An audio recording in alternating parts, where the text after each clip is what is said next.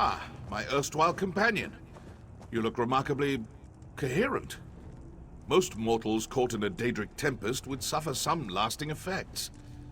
I'm impressed. Baffled, but impressed. Already? I expected him to wait at least a week before summoning me.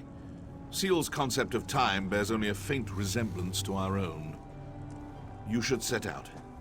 I'll be along shortly. You didn't, though. Bully for you. In truth, I sought an alternate route to the throne, through the Everglow. Unfortunately, Nocturnal detected my presence immediately. One of the few burdens of near-divine power. I'm difficult to miss. Trapped? No. Impeded, perhaps? Fortunately, Nocturnal's attention turned to you and the good Proctor when you defeated the Shadow. It gave me the opportunity to pinpoint the object of her fury. You. I followed her to the throne. The rest is history. Taking it all in, I suppose. Surely you won't begrudge me a moment of vulnerability. This place, it is something. I sense that I won't return anytime soon, if at all. When you've lived as long as I have, that actually starts to mean something. One can only marvel at a rival's triumphs for so long before that awe turns to resentment, and I have no time for petty jealousy. I have plans of my own, and countless realms to explore. I can't afford to linger anywhere for long. You didn't, though. Bully for you.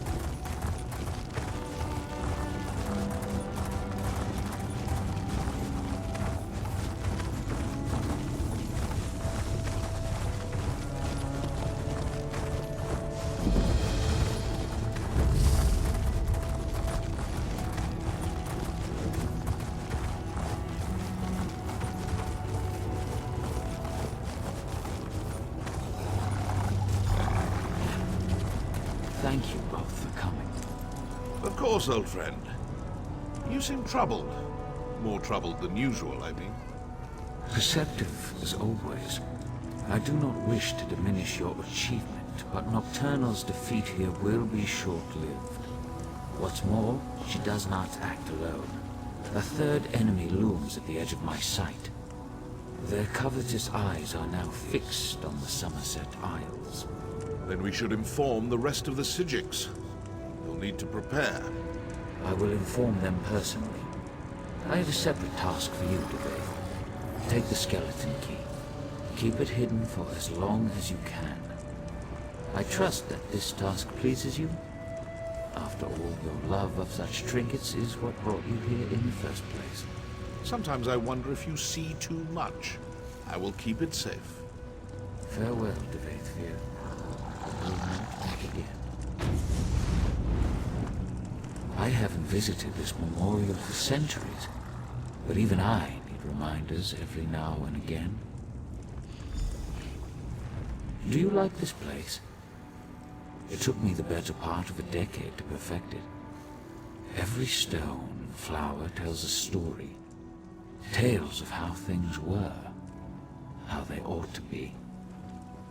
I thought about destroying it on more than one occasion. I'm glad I didn't. I know. Ask, and I will answer truthfully. Just know that the truth often fails to satisfy. You expect something grand, but I promised you the truth. I am only what time and circumstance made me. Son of a lost house, friend to a fallen king. Some will tell you that we are the product of our choices. I've never found that to be the case. I am whatever the people need me to be. A guardian, an oppressor. For some, too distant. For others, too meddlesome. I am the canvas upon which they paint their dreams and resentments. A vessel for their hopes and doubts. A mirror, nothing more. I don't. But my companions, Vivek and Almalexia, see their divinity as essential. Godhood brings them joy and purpose. They find meaning in the theatrical. Who am I to deprive them of that? Almalexia defies simple analysis. I doubt she could even describe herself accurately. To understand Almalexia, you must first understand the value of fiction. Vivek fancies himself the poet, but in truth, AM is the greatest storyteller. Vivek knows the boundaries that separate fact from fiction. He knows them so well that he's learned how to break them. He exists inside his verse, but recognizes the lies, the contradictions. He both does and does not believe his own tales. She believes her tales implicitly, as does everyone else. Her capacity for deception appears limitless. She sows lies like a master gardener sows seeds, and the harvest of trust and adulation is breathtaking in scope. Not in the slightest. As I said, we are, all of us, bound by our nature. Almalexia does what she does because she cannot do otherwise. It will not end well. But then, even the best endings rarely bring joy. Vivek is my brother. He knows my struggles and I know his. That knowledge makes our relationship complicated. To truly know someone is as much a curse as it is a blessing. Regret. We are bound by that at least. He also suffers a kind of enslavement. Not unlike my own, in fact. Beauty holds the keys to his shackles. Beauty and a love of great works, great heights. His appetites are insatiable, thus his despair. Yes, a poet's despair.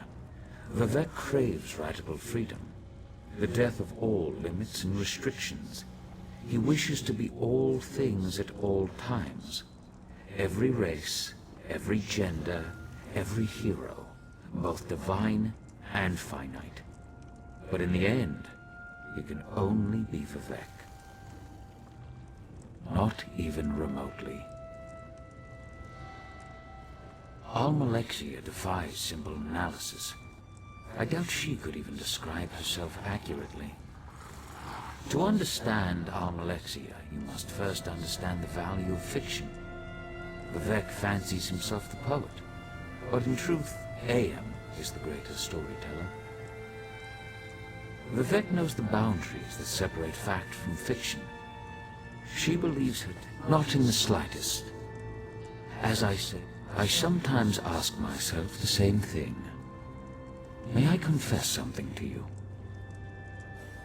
I suffer from a peculiar ailment. Shall I describe it? I bear the cruel weight of certainty. Total, absolute, relentless certainty. People rarely comprehend the luxury of doubt, the freedom that comes with indecision. I envy you. Indeed, but such questions are flaccid, cursory indulgences that come and go in an instant. The truth is that my actions, both good and evil, are inevitable, locked in time, determined by chains of action and consequence. Compelled. This city serves a noble goal, the redemption of Tamriel, the unification of competing forces, the destruction of the Daedra. Unfortunately, it is an endeavor built upon a lattice of corpses, betrayal, untold horrors. Do you understand? Then I pity you.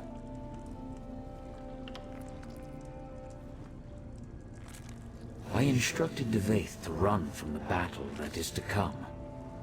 Now, I urge you to run toward it. Long ago I brokered a truce with the princes of Oblivion. This pact bound 8 princes to an oath that they would never again set foot on Tamriel. Nocturnal was not present when the princes signed the Cold Harbor Compact. Thus she flouts its restrictions. Now, this is important. Nocturnal does not act alone. 2 other princes lie in wait, Clavicus Vile and Mafala. Defeated? Forgive my candor, but Clavicus Vile cannot be defeated through force of arms. Neither can Mafala. I have preparations to make outside my clockwork realm. You must stay vigilant. Take heed of any Daedric incursions and stand ready to fight. The prisoner wields great power, making reality of metaphor. We will need you before the end. A fool's hope, perhaps. I should explain. Look around you. All of this exists because it must exist. I stand here, in this place, in this moment, not because I wish to, but because I have to. A result of action and consequence. Clever, but incorrect. The prisoner must apprehend 2 critical insights. First, they must face the reality of their imprisonment. They must see the determinative walls, the chains of causality that bind them to their course. I have, but I fall short of the second insight. The prisoner must see the door to their cell. They must gaze through the bars and perceive that which exists beyond causality, beyond time.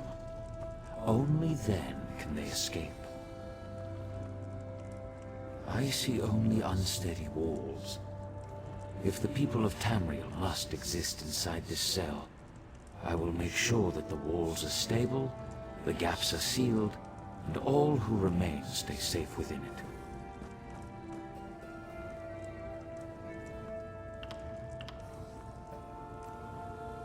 You expect something grand, but I promised you the truth. I am only what time and circumstance made me. Son of a lost hound. Do you like this place? It took me the better part of a decade to perfect it. Every stone and flower. I know. Ask and I will answer truthfully. Just know. Do you like this place? I've met few heroes like you. Very few. I take this matter of the Triad upon myself, but in truth, you may be the one that saves us. The prisoner who frees the world. We shall see. Farewell.